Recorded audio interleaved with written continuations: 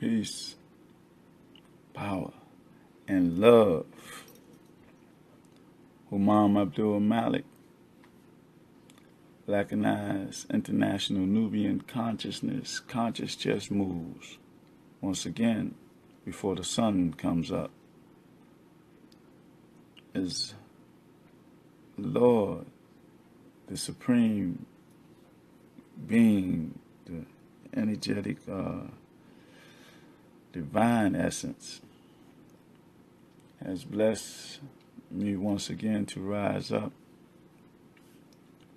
from my rest to deal with today in the essence of being a motivator, stimulator, instigator, a developer, a peacemaker, not a peace breaker, a world changer, to change the world and myself first, then be part of this change that we got to make in this world, this realm, this environment that we in, that we live in, as a people together, united, love, the energy of love, loving ourselves, healing ourselves of everything that we've been through, the post-traumatic slave syndrome, this in our subconscious, in our DNA, that we gotta mold and shape to overcome that, and just develop it on those lines of being spiritual beings, being strong spiritual beings, through understanding who we are, through our divine nature,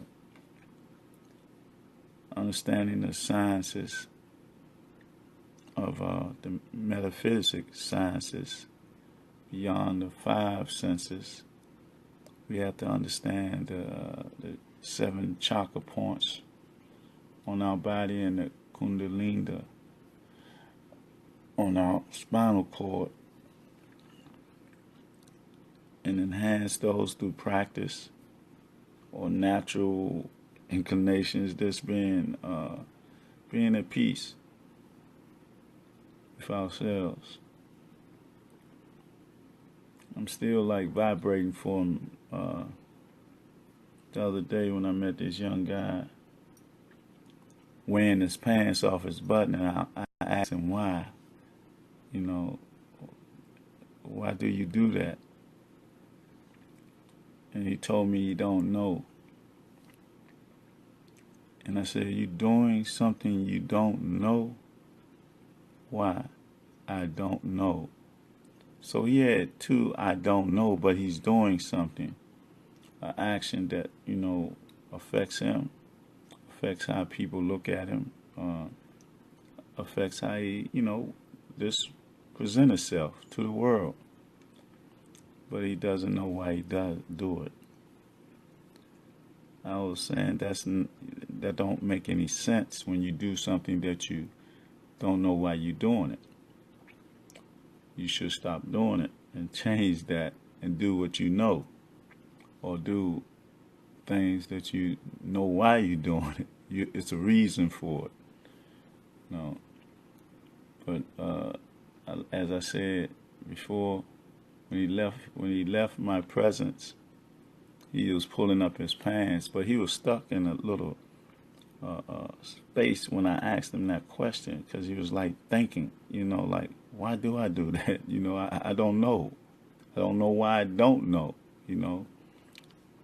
But maybe he'll reflect upon that and think about it more and be an example, I mean, the brother was talking about it last night, and he was just like saying that people being rebellious and stuff like that. I can see that some people talking about that they have homosexual tendencies. I don't really believe that, because some of the young guys that you see, they be strong brothers, not with those type of tendencies. But then you see some that do. You see it's just a messed up situation in this environment, in this realm, because of what people promote, those that's in control of the media, commercialism, and all that, by design to take us off our spiritual course and spiritual alignment, to keep us,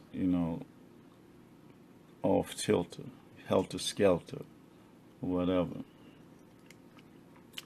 But it seems like everything is going as usual, is going as planned.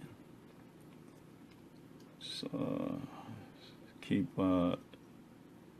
we keep signing executive orders every day, and people are protesting more people, and I just don't see this person that's fit being in the office, or the people that surround him, that surrounds him, his cabinet, his development of his cabinet. And it seems like everybody knows the character and personality of the people that he's getting, right? They say that they, or let me see, European nationalists, members or involvement with the Ku Klux Klan or the Aryan Brotherhood. But that this ain't started today, or the day of their being selected to be in the cabinet. These people had this mentality or personality or characterization their whole time.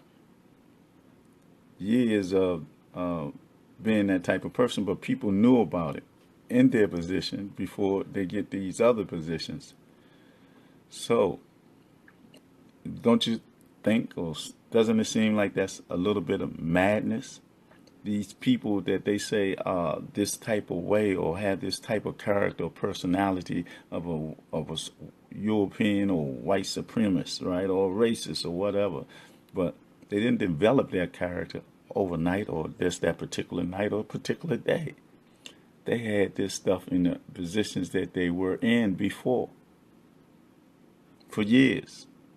They're running their companies or in a political position or whatever, but the people knew how they were, because they say he can't get him, or if you get him, he just have this type of character or whatever. You didn't hear about that before. They still had the character, and they was in their positions. And if they was in their positions, they had an effect upon the decisions being made that affect the people. And that's very, very strange to me.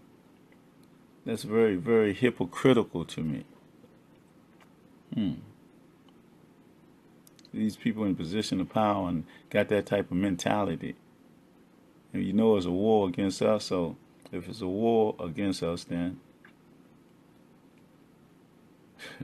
we're fighting a losing battle, because we got people in there in position calling shots that affect our lives. And if they don't have our best interests at heart, not just at the beginning of these positions they get, but since they've been in positions that they had before. And that's why we suffer, because we got to develop an infrastructure. We have to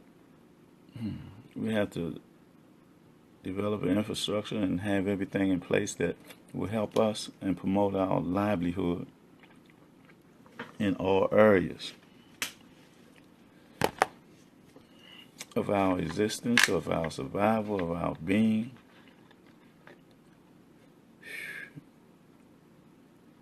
It's not like we just gotta do it. It's like it's a hard thing because we in a comfort zone. Excuse me.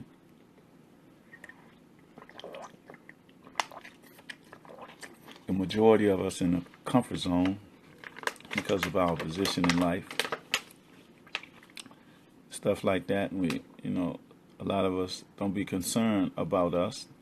A lot of us just be concerned about the selves. A lot of us have ulterior motives for our actions and things that we do. We need to overcome that. And be like the crab pulling the other crabs out of the barrel. Not pulling the crab back in there. We gotta change that. I don't even believe that no more. I believe that one got out and trying to pull the other ones out.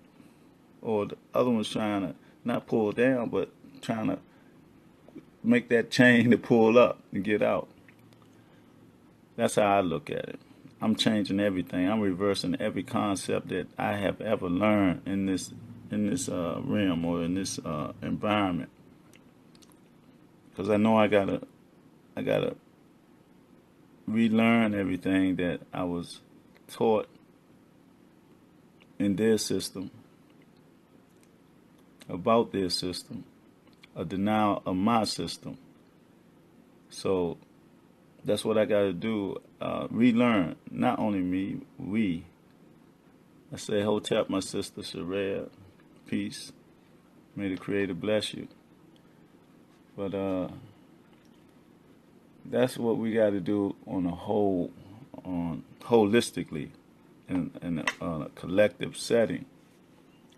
We got to just change our thinking, change everything that we have learned, and replace it with our information through a spirituality, African spirituality.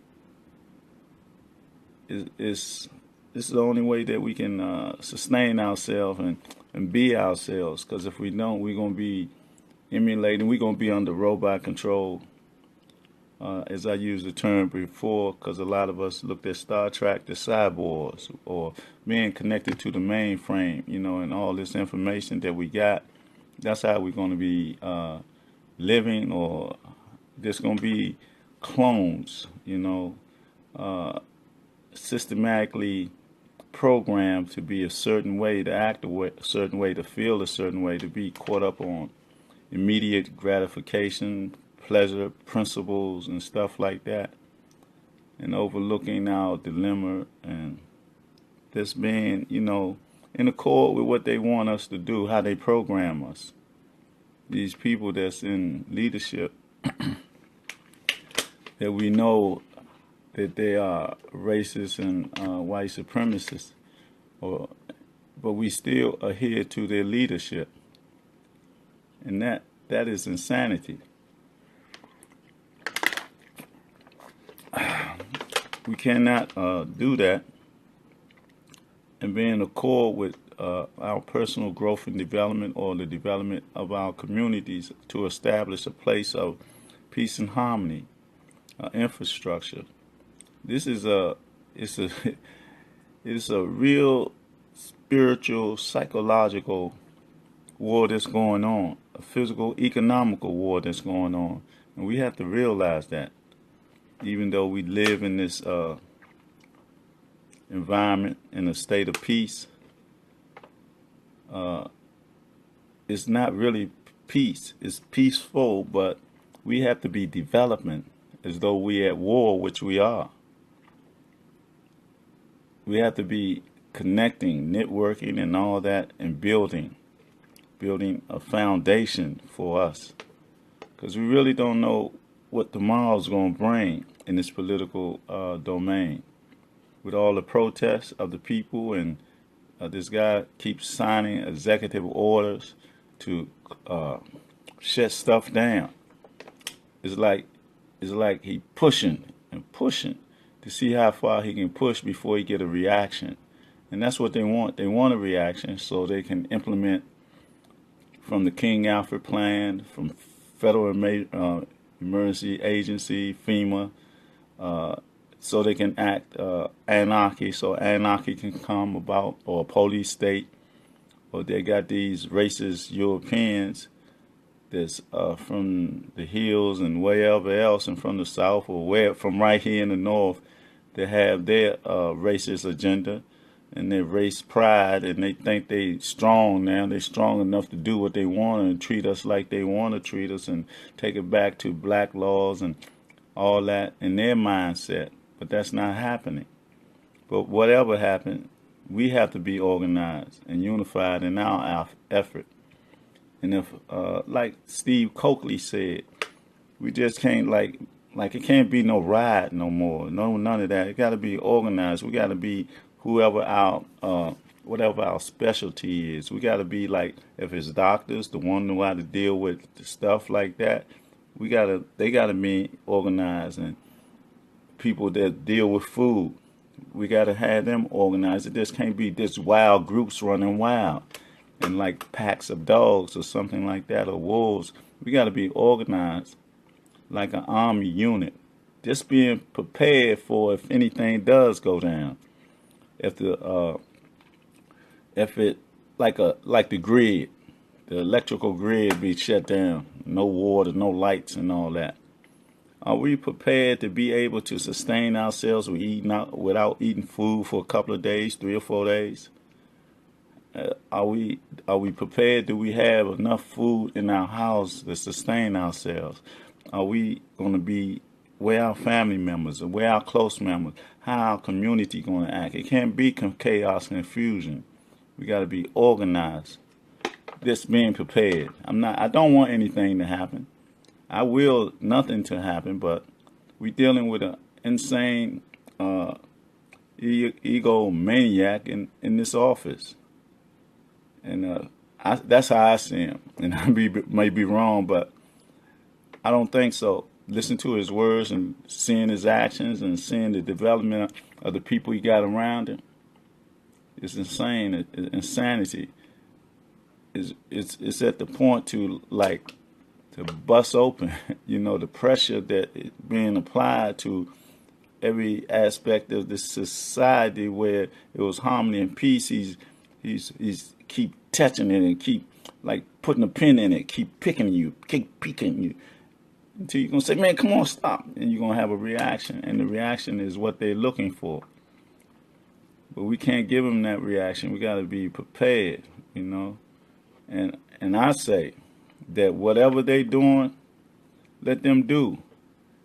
Like these organizations that, feminist organization and all that been riding our back and, taking on from our struggle as a people over the years. They say civil rights, but it's supposed to be human rights. But these people have piggy bank on our struggle for so long that our struggle is overlooked. And we forget about our struggle and get caught up in their struggle with an ulterior motive, supported by people with money, billionaires. They're the directors. They behind the scenes. Always somebody behind the scenes. I think the brother named S.O.R. Siroto or something that's supporting the Black Lives Movement. I mean, the concept is good, but the ulterior motive is bad. It's a worldwide movement, though. The concept just blew up. It was like the torch, flame on. And it's a movement that has potential and power. The concept Black Lives Matter, but from that came what? White lives matter, all lives matter. But in reality, our lives matter. In reality, the story, if you look at the history of this country, our lives truly matter, because our lives are one who went through the cesspool of the abyss of the unjustly rule of these people to do what they done to us. Historically is documented. For instance, just like this European Niagara Falls female, after all these years, 62 years, she gonna admit that she lied on brother Emmett Till, got that brother killed brutally. And then now she gonna feel some conscientious whatever. I mean, it's way too late. And like these brothers that's been incarcerated for 30 and 40 years and fighting for their freedom, their whole life was spent in there, then they come out. That's insanity. I mean, you still want to be free because you don't know how much time you have left or whatever, but to have a man locked up for 30 and 40 years for what? His time has served. His being incarcerated is supposed to have been about penitence. That's why they say penitentiary. So you have to, mold and shape and get into yourself and reflect and touch that divine essence of your being in penitence and ask forgiveness of yourself and whoever you're affected or whatever. I know that we need control in our society, but we don't need slave catchers. We need us to be in control of our communities. That's why we got to come together as a people, spiritually holistic in the sense of every aspect of our community. We should be able to control it. We got to have those brothers and the mothers and fathers and everybody that's in harmony. And being in that harmony, we don't commit no crime against each other. We stop selling drugs. We stop committing crimes, selling drugs, and all that against each other, so we can have a place of harmony. We can have paradise, on the concept of paradise on earth in our community. We can do that. We have to think that. We have to live that. We have to believe that. It is something that can be done if we take control of our communities. It's an infrastructure. We still got to do all the, jobs and all that and go to work. But we can develop entrepreneurship to where we pool our resources and create jobs for ourselves. We, instead of going to like these college institutions and just going for a job or better job or whatever, we go to create our own jobs so we can develop our Wall Streets again, not Wall Streets, our communities that they destroyed. I'll say Wall Streets. I'll say our economical stability, like in Tulsa, Oklahoma, like in Smallwood, Florida, Charleston, North Carolina. We had them all over the country. Our communities that were thriving with every aspect of a community, of a society, our own banks, our own movies, our own cab system, our own transportation system, everything. We can do that. We can establish that here in this day and time. With the paradigm we under, we got to see what's going to happen within this time period that we're in, this season we're in. Because the forces that are at play that is not in harmony with everybody. Their objective is not for everybody. It's a suppression of a group of people, and that group of people are us, mainly. Then they got, Native Americans that they getting ready, maybe crush them now because he signed that executive order to do that, finish that pipeline, and he know them people, the Native Americans, or that they totally against that. So they going to take a stand, and they're taking the stand. He's sending people out there, National Guards or whatever, that are trained killers and patriotic and going to follow the orders that they are given. And it's going to be a conflict. And that could be started or something. Then on the international level, those 7 countries that they barring from transportation coming back in the country, going to there or coming from there, those are the 7 countries that the Rothschilds, the international bankers, don't have no bank there in their countries. That's why they did what they did to Libya and Iraq. They wanted to establish their foothold there so that the international bankers would have a foothold there. And that's the purpose of it. They want to control the whole world economically under this fraudulent corporation that they have. Everything is about business with them. This whole thing is about corporations, the establishment of businesses and corporations. They're the bigger corporation, with America being the corporation of England. You got to study, and it happened in 1871, that war that went on, the Revolutionary War. America never won that at all. It's all fraudulent. His lies or deception. You have to really go in the context of studying and researching. You'll get the dates and you'll see everything clearly. You will know that D.C. is the Kabul state, a militaristic Kabul state of this, say, Illuminati. That's the word that we are, that we can best relate to. London is the financial aspect of that, and the Vatican is the religion or spiritual. And they make up the Kabul states of the corporation of this worldwide connection of the international bankers and the 13 families.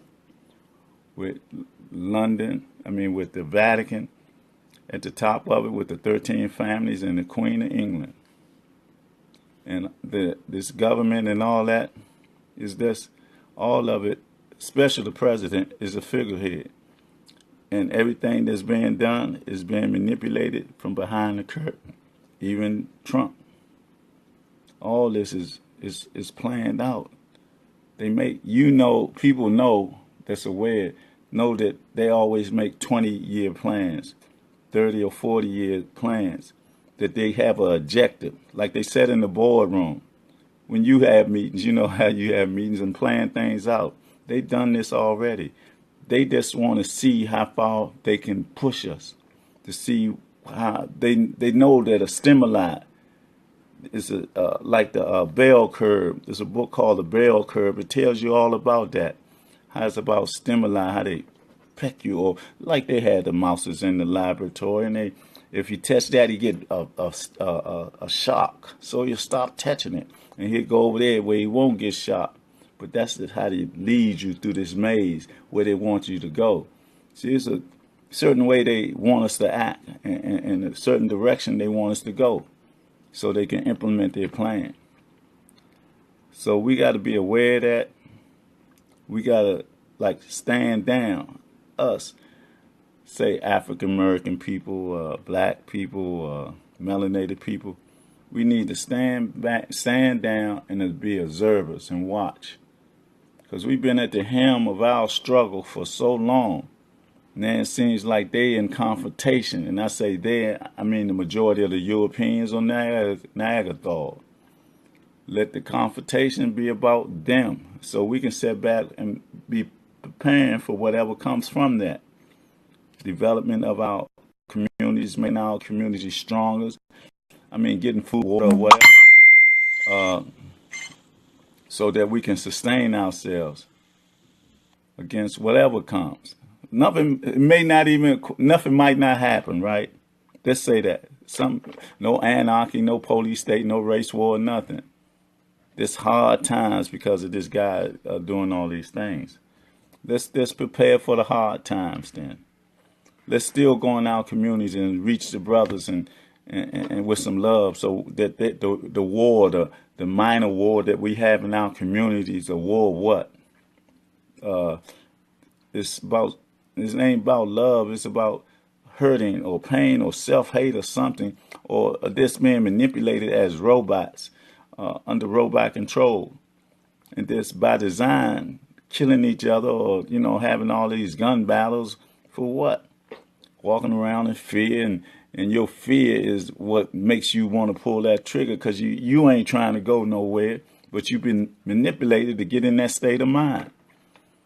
We have to come out of that, excuse me, out of that state of mind,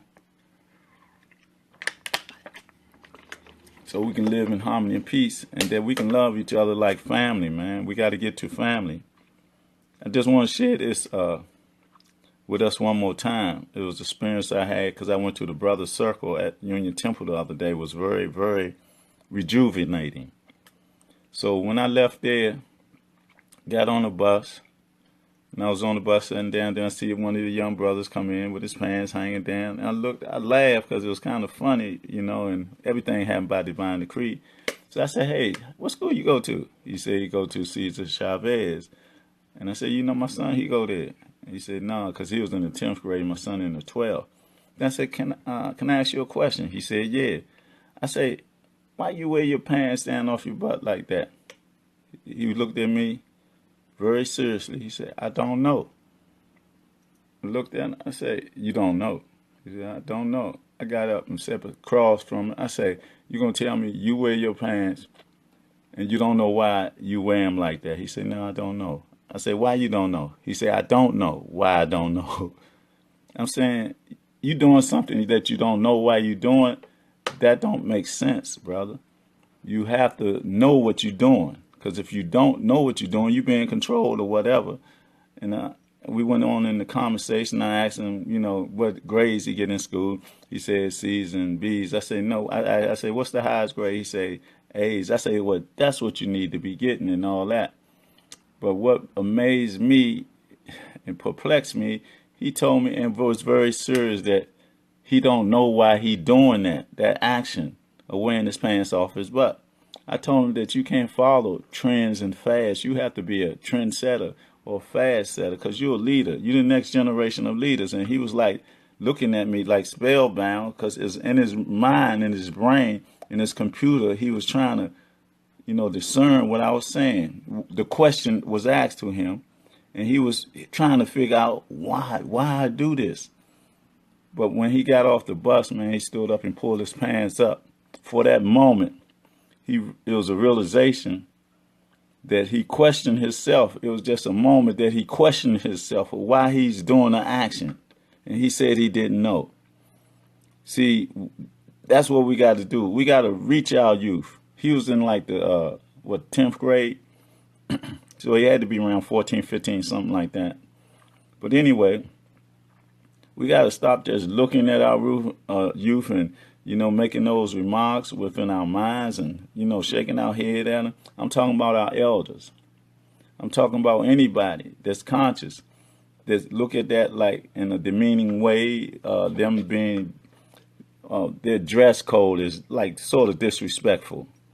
But it's a culture statement because a brother said, I was talking to him about it last night. He said that when they did it, it was like being rebellious to society and telling society to kiss their, jazz. And another brother was telling me he was in California. He said he was talking to one of the Bloods and Crips. He said, and they asked him why they do that. They say when they get killed, because they knew they was going to die. They had that mentality. He said, whenever I die, I fall on my face so the world can see and I can tell the world to kiss my jazz. See, that mentality has got to stop. We can't think about death even though we're going to die. We got to think about pro-life being about living, about development in life. We can't be thinking about that we've been programmed to die early, die not even reaching maturity, because we live in a lifestyle that we feel we're going to die, so we got to kill. We got to come out that mentality. Our youth got to come out that mentality because our youth are the next generation of leaders. Whatever they be, they're young warriors. They're protectors and defenders instead of predators. Got animalistic nature. They got to understand that all this is in them, that they got good and evil in them, but it's their choice, right?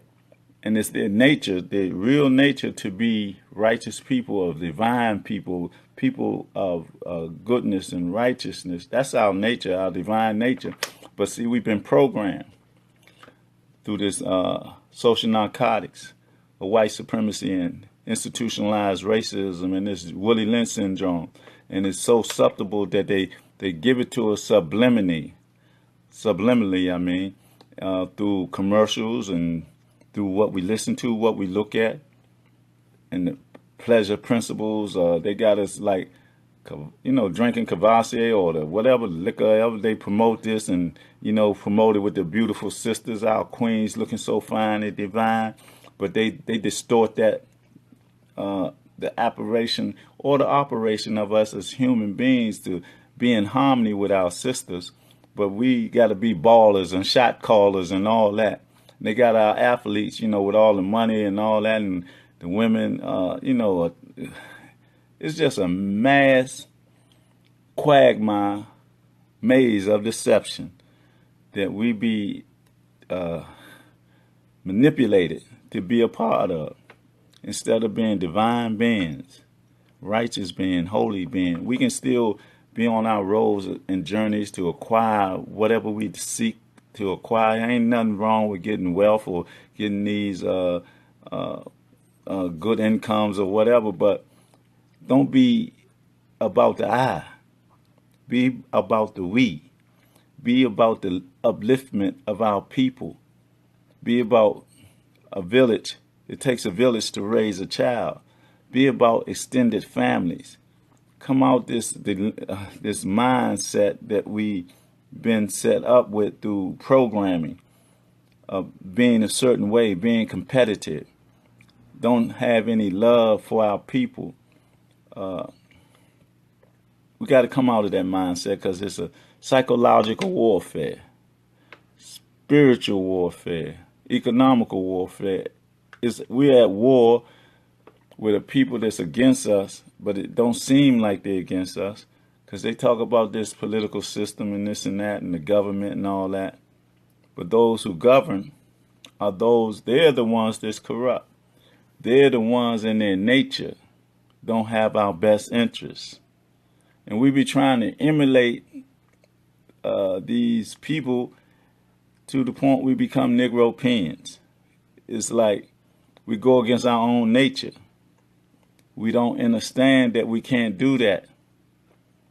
Because when you go against your own nature, there's going to be a conflict within yourself, like a mule, right? A horse and a mule. It said that a mule can't make no horse. Only horses and however a mule comes about. But that's what we be about. We lose our connection with each other. Our sisters be seeking out the Niagara Thaw. And our brothers be seeking out the Niagara Thaw, going across those race lines, and they say love is love and all that. It is, but it has to be pure love. It can't be contaminated or toxic. It can't be based on, like, for example, you got to know who you are, because if you don't know who you are, you're going to be confused. You're going to be confused like our brother Tiger Woods, something like that. All the money he had and all that, I mean, his activities or whatever, he got caught up in it or whatever. But look what happened to him now. He only needed 5 games to be the best golf player on the planet. Nobody probably could have touched his record. But what did they do? They tricked him up, or he tripped himself up by his desires, animalistic or whatever. And look at him. He ain't had a good golf game in how many years now? Then they go to the doctors where they mess with his bones, and he can't even, hit the ball right no more. Because he messed with his mind, messed with his perception of, he messed with himself with his perception of self, the reality of who he is. He went against his nature, then got a Niagara Thaw, and his animalistic nature kicked in, dealing with outside of their relation or whatever, and got caught and got blew out of proportion. And then they as they build him up, they broke him down. That's what they do. Like the music people or the movie people. Another example, the dude Keon West, whatever his name. They build him up, they tear him down. And what did he do? He went to the Niagara Thaw. And they say that she practiced those mystical arts or whatever that they stole from us, that ain't about helping, it's about tearing down, when they become a witch or whatever, it's not about healing or anything about like that. It's about the craft to hurt you, to take away from you, not for your benefit. It's detrimental when they practice our arts. I just want to always promote peace and love amongst us in a genuine fashion with no ulterior motives, like raw, uncut, because we got a lot of people that's very manipulative among ourselves also. We got agent provocateurs, we got all that. But we got to rid ourselves of that, and the people that have that mentality need to rid themselves of that themselves. But we have to be aware of what's in our midst, so that the harmful effects that they have, we'll be aware of it and don't let that affect us in our growth and development of ourselves and our community. I apologize about what just happened, but they just said my application is overheating. I don't know why or what. It don't have a lot of energy in it, but I humbly apologize for what just happened again. But they say my application is overheating, and it just cut off. So I apologize. It wasn't not done. It was something that was done by the energy. I don't know. But anyway, that must be telling me that I have to be have a short deliberation this morning. So with that, I'll just say I'm gonna go do something else, because evidently somebody don't want me to convey my message this morning. Some forces beyond my control. So with that, I'm gonna say peace, power, and love. Motivate somebody, stimulate somebody. Excuse me. So that we can build upon that motivation and that love, a foundation of humanity, of people with the same insight, same feelings, and same motives to establish love, peace, and development among us with one purpose, one aim, and one creator. In this day and time, in this season, with a strong divine reason. So with that, I say, be strong, stay strong, and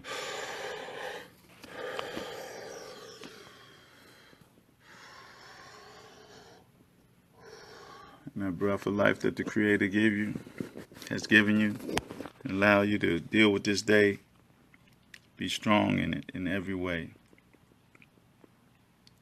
And reach somebody today. Reach them in love and respect. And remember, I love you because I love myself. And myself is us. There's no I, it's we. Always, every day. Peace. Amen.